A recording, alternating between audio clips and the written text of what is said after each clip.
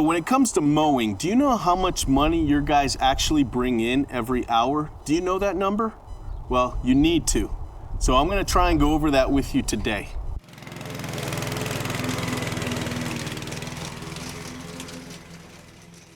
Okay, it all starts with how much you're gonna pay your guys. Now, that's really hard for somebody to judge and just throw out a basic number of what you should start your mow guys at, because you may get somebody come in with a whole bunch of experience and you don't want to start them at your base because that's going to be too low for them. You got to look at every single hire or every single employee individually and figure out how they're going to benefit you and what you can do to benefit them. So I don't have a base starting wage. If somebody never mowed before in their whole entire life, yes, I'll pay them $14 an hour. That's my base. But if aside from that, I have no base because I go off of experience, and I even sometimes pay the person for the first day in cash to show me how good they are. Then I'll make my decision based off of what they were wanting and what I think they should have. But one thing is for certain that I don't do is I don't pay mow guys over $19 an hour. What I do is I give them a bonus at the end of each month. And that has worked out awesome for me because during the slow times when they're not making that much revenue, I'm not stuck paying them some crazy high wage. And when it's busier, they have the option of making more money too. So, and the bonus that I'll go over with you in a little bit, I adjust that too. What I'm gonna go over with you today is a $10 a day bonus, but there are some people that may get a little more than that, maybe some get a little less. So that's adjustable, but the wage is $19 an hour for the max, and those are usually the crew leaders. Now, anybody making less than $19 an hour, they get a 25-cent raise every month as long as they have a monthly average of hitting my minimum, which in this case is $50 per man hour. If they do that consistently for 4 weeks straight, they automatically get a 25-cent raise until they get $19 an hour. Once they're at $19 an hour, then they start getting the bonus. So I have this wall clock in for the guys. They come in and they just clock in. But I have a rule. They're not allowed to clock in until their specific time their division is supposed to clock in. So during the month of March, the spring wake-up crews are supposed to clock in at 8:30. So what that means is if a guy comes in at 8, he can't clock in. And in fact, he can clock in at 8 if his entire team is there ready to go. If they're all there, then he can clock in at 8 o'clock if he's here. If not, if anybody's missing from that crew, they all have to wait till 8:30 because that's the time that the spring wake-up crew is supposed to clock in during the month of March. So if 2 guys are here and they're waiting on a third, they can clock in at 8:30 and then they can wait around for their guy that come in. Now, when that guy comes in, he's gonna hear it from me. I'm gonna rip him a new one for being late because I just paid for 2 guys to wait for you. So that's my rule. And I do that with the mowing, garden division, sprinkler division, all the different divisions. They have a time where they're supposed to clock in, but if their team is ready to go, I don't care if they go early, but they just all need to clock in at the same time and go. I wanna briefly touch the topic of breaks. Now, where does that fit in all this with the form? So here's what I do. I don't actually have a spot for breaks on the form because those times that you plug in there are from when they clocked in and when they clocked out at the end of the day. So you get that total day number. Now, I will say to the guys, I don't pay for breaks. So they have to clock out, and on their app, they have that ability, and it's not a problem. Now, I look at the form every day. If they hit their $50 per man-hour rate, I don't adjust any times on their breaks. I kind of give them that, too, as a bonus for hitting the man-hour rate. If they go below the $50 per man-hour, I look at their breaks and I enter their breaks in for the day. So that's kind of another reward I do for my guys to hit their man-hour rates. In order to optimize that man-hour rate as high as you can, you're gonna need to set up efficient truck and trailer setups. You're also gonna need to figure out and strategize how many guys you want per crew. Okay, when you're thinking about making your crews more efficient, you may wanna consider one-man crews. Now, when I first started getting out of the field and I had guys mowing without me, this is how I started, and this is what my setup looked like. Only thing is, I don't really have a grandstand anymore. So Seth, will you help me out and put a grandstand in here? Okay, cool. This is pretty much the setup I had. I had a grandstand up in here, which was about 40 inches, and the mower in the back here. Trimmer, edger, 2 blowers, gas, and mix. And that was pretty much all I needed. Also string over there. This was pretty much the setup, and these guys were doing about 10 to 12 houses a day. I never really tried pushing them more than that, because when I first started giving them houses, you know, they were all motivated and they wanted to mow like 15 lawns a day, but they started getting tired and they couldn't finish their route after a couple of days. So that's the reason why I ended up getting them grandstands, because they would end up, as good intentioned as they were getting so fatigued. And if, in order for me to help them get through the day, I had to get them the right equipment. If they were going to do everything by themselves, mow everything, trim, edge, blow everything off, make sure everything is perfect, they needed to go a little faster. And so once I did that with the grandstand, it was awesome that year. The only problem is we started getting busier and I needed them to mow more lawns, and that's when I started moving them to 2-man crews. And we no longer needed the grandstand because we were losing money and customers because of that. Good thing about 1-man crews, if you've got like 3 employees, is you can have one person with a setup like this mowing 12 lawns, maybe even more if your density is a lot closer. And you can have your other guys help you out with garden maintenance, sprinkler repairs, all those other services. Another cool thing is when you've got 3 people out there doing 1-man crews, so let's say they're doing 12 each, 12, 24, 36 houses in one day with 3 guys. If somebody were to call off, you can split his route with the other 2. You're adding more, it'll be harder that day, and sometimes I would give them lunch or give them a little bonus to help out that day.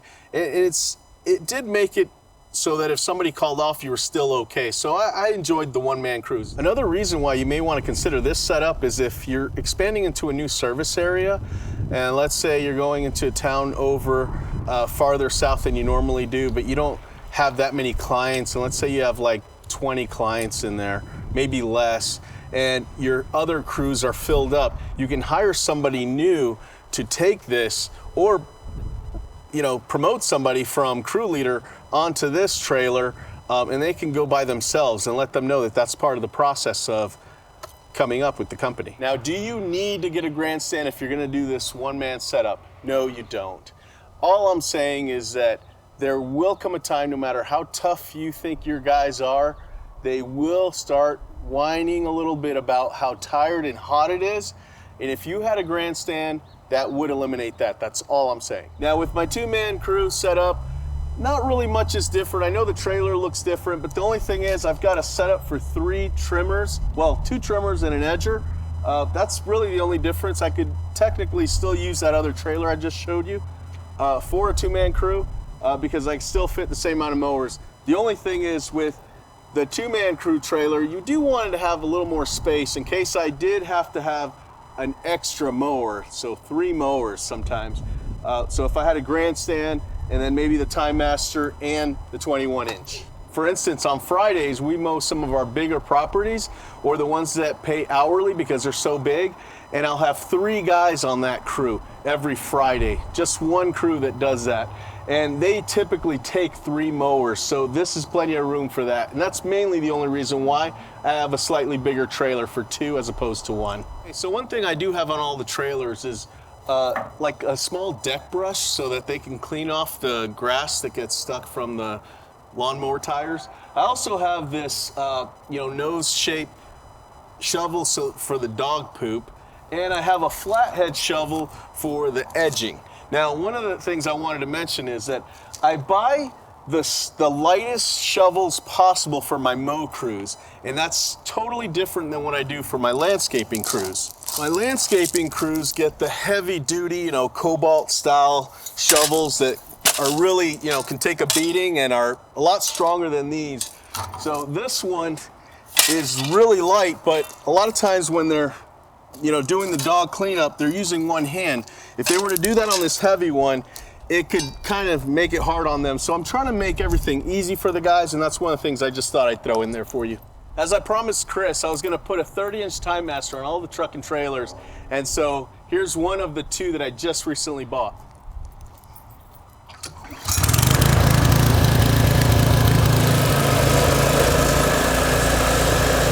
So now, on the most efficient setup you can have. Now, I've always been a fan of these, but I just didn't think it was for me. But after buying these, I realized that I had two issues. One of the issues was that the crews that were using these trucks last year are with me now, and they're super familiar with these, and they really like them. I think they could transition over to the traditional mowing and with the truck and trailer setup like I always have? Sure. But if they're already familiar with these, I already have them, why not use them? My second issue that I had was that even though I have this new parking lot, the space is still not big enough for all of these, plus the truck and trailers and the dump trailer.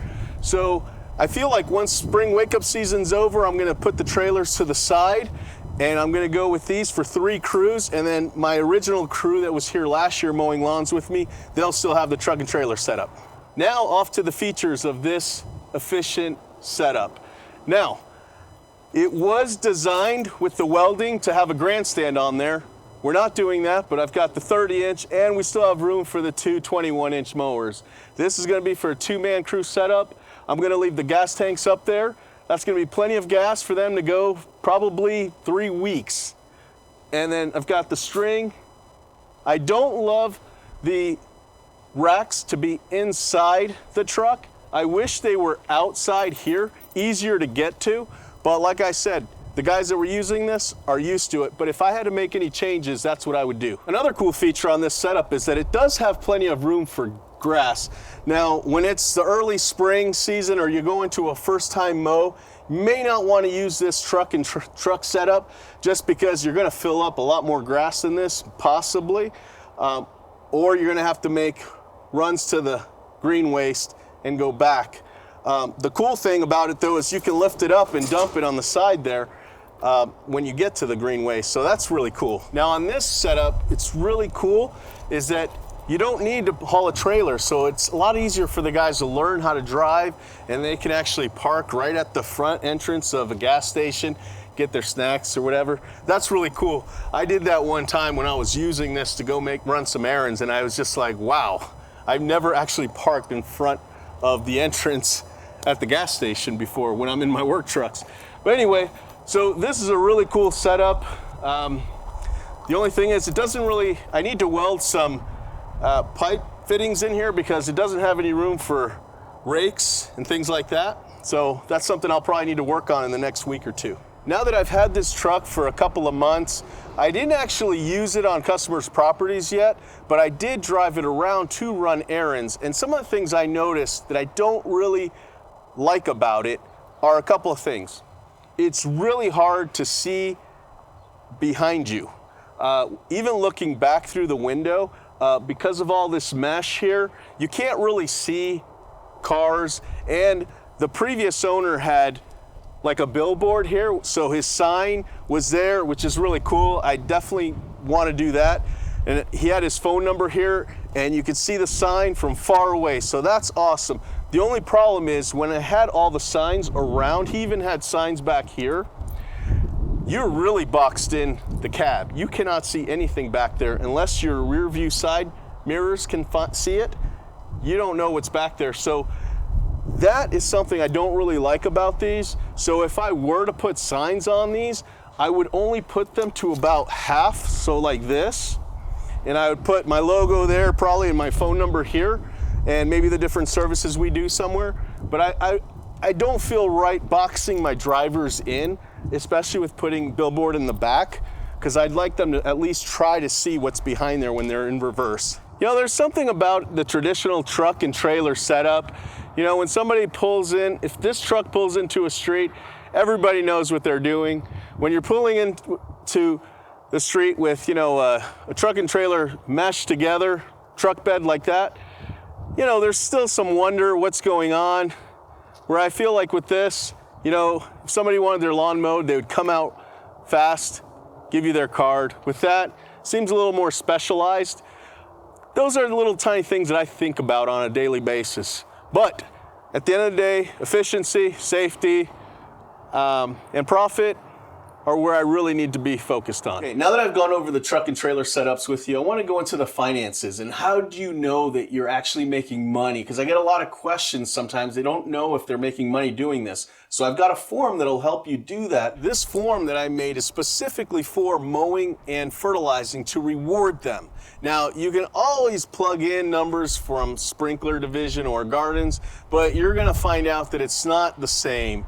You shouldn't penalize people in those divisions based on this form because you just don't know what could come up. It's so unpredictable. They could be at a job all day. Sometimes they take a longer break. And again, you can plug those numbers in, but I would not use that form to reward or penalize anybody other than the mowing and fertilizing divisions. Now, I've created a form that I'll send to you for free. All you have to do is go to my Instagram, DM me that you want this form, and I'll send it to you. I won't email it to you, but I will send it to you. So let's go into it. So here's the form. Now, on this top left section, you have to enter in the man-hour rate that you're okay with if they hit that minimum. And in my case, it's $50. So I'm going to leave that there so that you'll remember. And you also have to enter in where you want them to start getting a bonus. So I put $55 per man hour. I could easily put 60, but I know that that's going really fast. And I feel like my guys will end up doing that. And I think that's going to hinder quality a little bit. So I'm keeping mine at $55 per man hour, but you have the freedom and option to change that any way you want. Now here on the fertilizing one is the same thing. I have it at 150. My guy does $200 per man hour on a regular basis, but I'm going to keep mine at 150 for you, and we'll give him a bonus if he hits $200 per man hour, which is great. Now, again, I don't enter in anywhere what the bonus is. You'll have to factor that in yourself when you decide what you want to do for bonus. In my case, just to give you some kind of reference, I do $10 for any crew leader that's making $19 an hour when they hit that. Anybody making less than $19, like I said before, they get a raise at the end of the month. So that's what they're shooting for. So here we go. Now Chris here will say that he works. So I'm going to give you a pretty accurate regular day. So let's say I look at his dispatch board and he worked and John. So all you have to do is enter it in on this one line and the rest will fill in. And then you put the revenue. So he did $825 in revenue that day.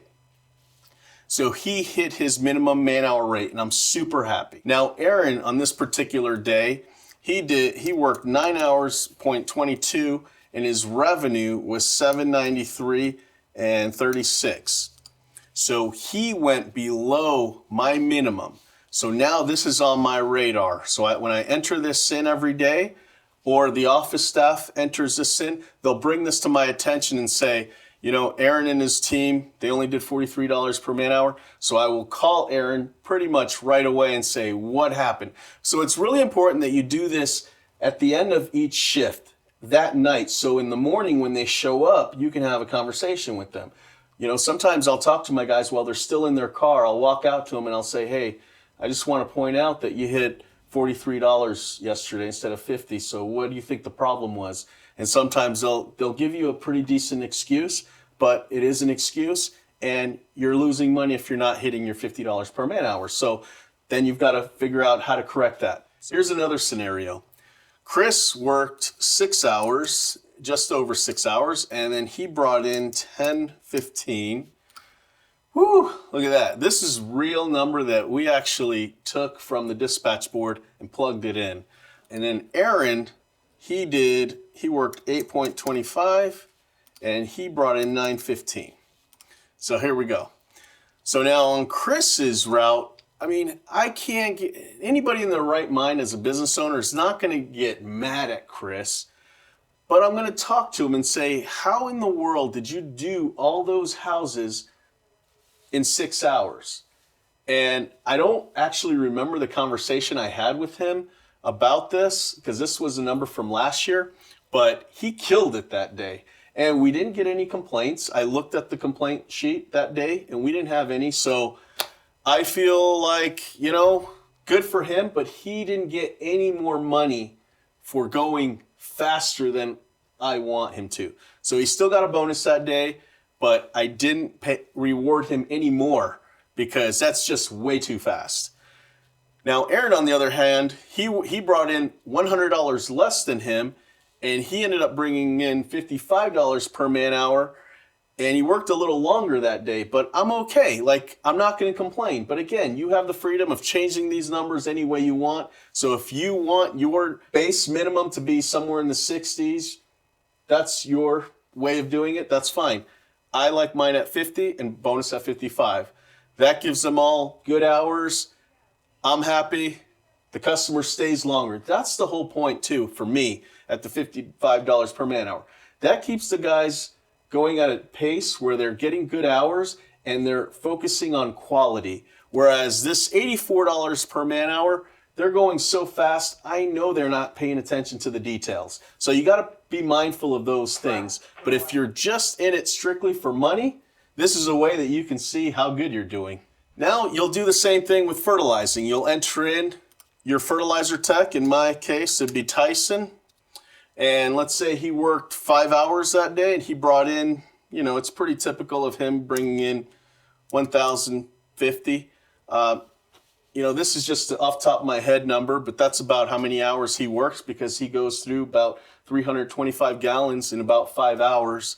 And so his man hour rate would be 200. He gets a bonus at 210. He gets a bonus at 200. I'm happy. He's happy. He gets to go home early and he gets a bonus at the end of the month. So there it is, guys. Let me know what you think. If you have any questions, put them in the comments and I'll see you on the next one. Supposed to be here by 9 o'clock. Shoot. Let me start over.